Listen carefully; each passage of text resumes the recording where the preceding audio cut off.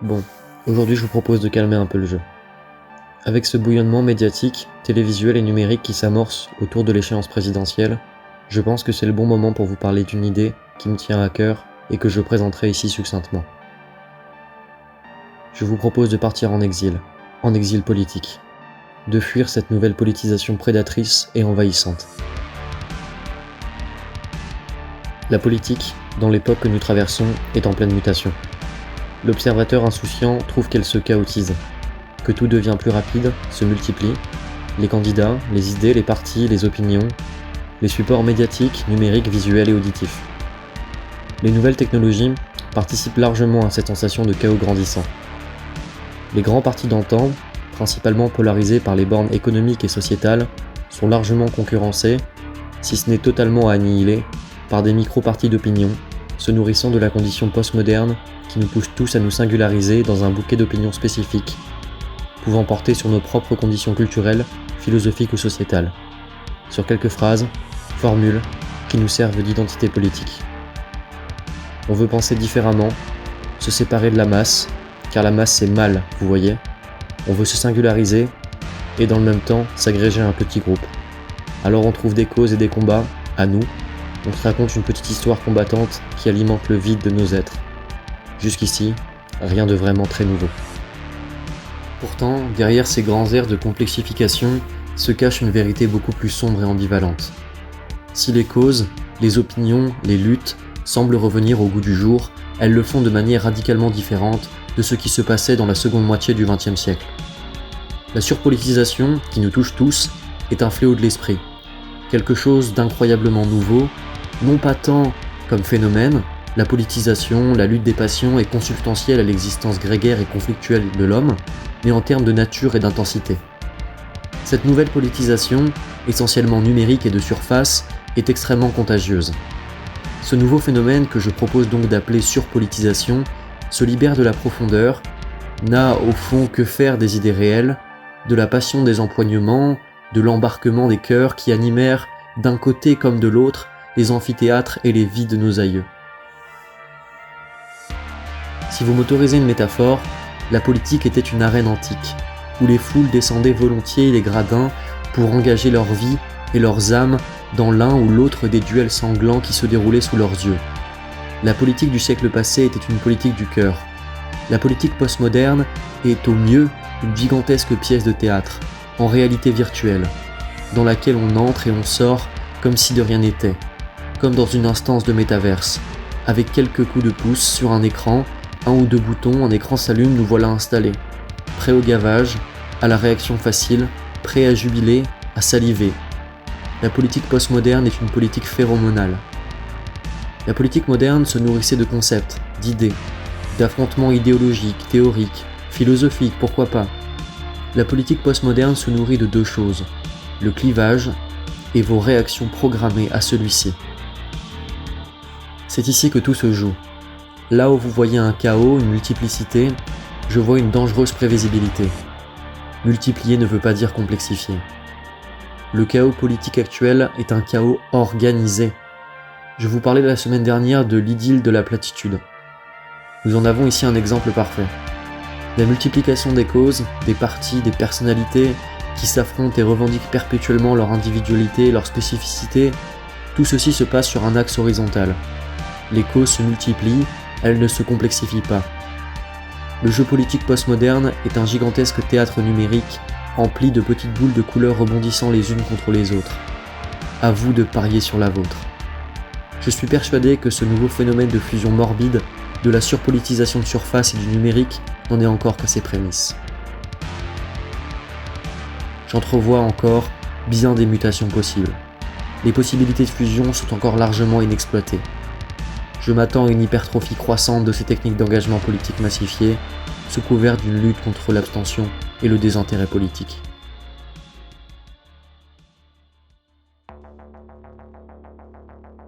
Cette nouvelle politisation n'a en réalité qu'un seul objectif, vous rendre toujours plus prévisible, vous classer dans des stéréotypes réactionnels, anticiper vos réactions, vos hurlements et vos applaudissements, les déclencher à la demande, satisfaire vos leviers émotionnels, alimenter vos haines pour certains artefacts politiques et encourager votre identification primaire à d'autres. Pour ça, on organise des débats, on rend les plateaux toujours plus interactifs, numériques, on vous veut addict au clivage, à la petite phrase, que vous receviez votre petite dose de dopamine lorsque votre candidat, votre cause, semble l'emporter sur celle d'en face. On vous résume les débats, on raccourcit, on condense, ce qui compte c'est la dopamine, satisfaire votre besoin de clivage.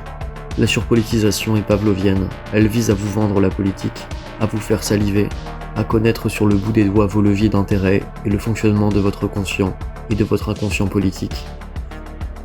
Pourquoi voudrait-on prédire vos comportements d'ailleurs ? Aucun complot derrière cette idée, rien de vraiment nouveau. Les systèmes politiques ont toujours et de tout temps visé la stabilité et le contrôle du collectif. Pour contrôler, il faut sonder, connaître l'atmosphère de la population, saisir, avant leur formation concrète, les prémices des tremblements idéologiques de fond. Plutôt que de chercher à saisir toutes les mutations idéologiques dans l'esprit des populations pour les désamorcer, ce qui était extrêmement chronophage, la politique postmoderne offre une multitude de petites fenêtres dans lesquelles vous pouvez vous reconnaître. Ce faisant, elle dévie votre propre élaboration politique sans que vous ne vous en rendiez compte, vers un cadre préconstruit sur lequel elle a tout contrôle. C'est la perturbation contrôlée. La surpolitisation de surface est une déviation de votre propre souveraineté politique et intellectuelle.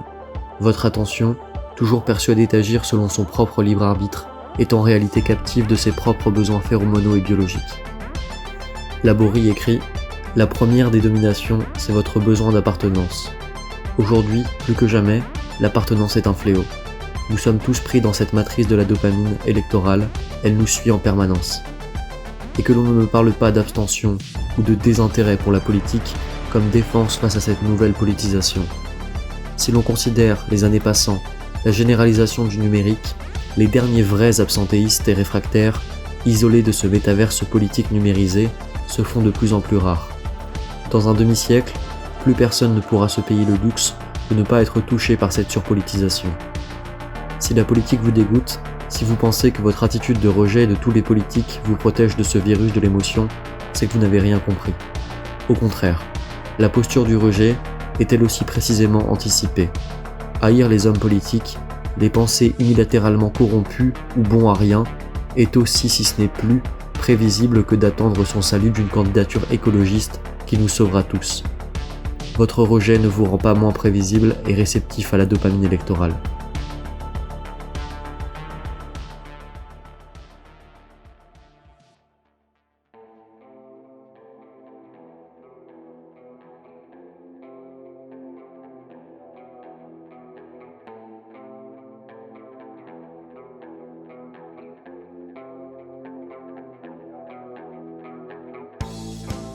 Même les réactionnaires ou les antimodernes sont pris dans cette matrice de la dopamine. Si l'on pouvait penser qu'ils résisteraient à cette surpolitisation par un certain ancrage vertical, il n'en est malheureusement rien. L'adoption de la surpolitisation de surface par le camp réactionnaire ou nationaliste, ne jouons pas sur les mots, est totale. La puissance de cette nouvelle politique de la surface est indéniable dans la conquête des esprits. Très vite, on adopte le règne de la dopamine. On horizontalise, on abandonne l'argumentation élaborée et chronophage pour quelques mantras de surface. On imprime de force dans les réseaux neuronaux des individus des réactions positives directement associées à quelques phrases, mots ou onomatopées. Le fond est totalement effacé par la puissance du déclenchement salivaire. On se permet même d'utiliser l'histoire comme support de cette surpolitisation de surface. On code, dans l'inconscient des individus, des citations, des figures, des postures. Les réactionnaires, les antimodernes, se font contaminer par cette nouvelle configuration politique. Il est temps de le dire, la réaction est morte, elle s'est postmodernisée. Par ambition électorale, elle n'avait d'autre choix que d'embrasser la postmodernité politique, se confortant en parlant de beaux paysages et de grandes figures historiques, croyant ainsi garder une attache à ses origines classiques. Mais qui y croit ? L'ultrapolitisation balaye et métamorphose les discours et les idées politiques. Rien ne résiste face à ce règne de la prévisibilité et de la réaction émotionnelle. Alors que faire ? Abandonner ? Oui, je le crois. Je fais un pari, celui de l'exode. Non pas physique, géographique, mais politique et intellectuel. La nouvelle politique se construira en dehors de la politique. Il est possible que la seule solution face à l'époque, puisqu'elle intègre immédiatement toute révolte idéologique et la postmodernise, soit de s'en extraire. On ne règle pas la politique en s'impliquant, on l'alimente. Si l'on souhaite changer quoi que ce soit, le premier mouvement consiste à s'extraire de ce grand jeu auto-alimenté. Non pas dans un désintérêt, dans un abstentionnisme, dans un tous pourri fainéant, mais dans un exode intellectuel, dans un refus du stéréotype, dans un contrôle, une analyse de ses propres comportements conditionnés. Se dépolitiser pour se repolitiser et viser l'imprédictibilité. Voilà la nouvelle réaction, le nouvel antimodernisme. Se dégager des chemins tracés que l'on veut que nous empruntions pour chercher ensemble de petits sentiers touffus et rocailleux. Fuir, ensemble, la surpolitisation réactionnelle et émotive. Ne pas nous reposer, comme ces réactionnaires corrompus, sur un passé pastiché comme seul horizon politique. Le passé est colonisé par le postmodernisme. Nous n'y trouverons que très peu de ressources pour notre exil. Il nous faut un autre cheval de bataille, la fuite politique, l'antipolitisme, le retour de la politique du petit groupe, de l'élaboration théorique loin du numérique simplifiant et émotif. Le nouvel antimoderne, c'est celui qui refuse de participer au grand jeu séduisant et satisfaisant de la surpolitisation émotionnelle. La politique doit redevenir une tâche noble, chronophage, ardue et alambiquée. Je terminerai avec 2 citations de Davilas dont je ne peux que vous recommander la lecture. Un homme décent est un homme qui s'impose à lui-même des exigences que les circonstances ne lui imposent pas. À qui demande, avec angoisse, ce qu'il faut faire aujourd'hui, répondons, avec honnêteté, qu'aujourd'hui n'est de mise qu'une lucidité impuissante. À vous, qui reconnaissez et admettez le fonctionnement du postmoderne, osez. Osez sortir de cette politisation de surface, numérique et morbide.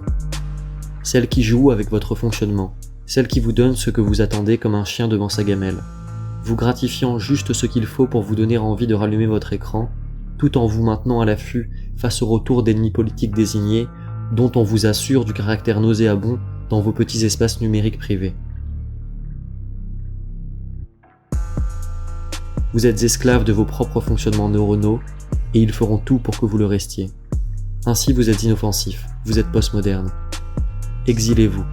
Identifiez ces espaces, doucement, remettez en question vos sources de gratification politique, votre propre agressivité et la manière dont celle-ci est utilisée et satisfaite.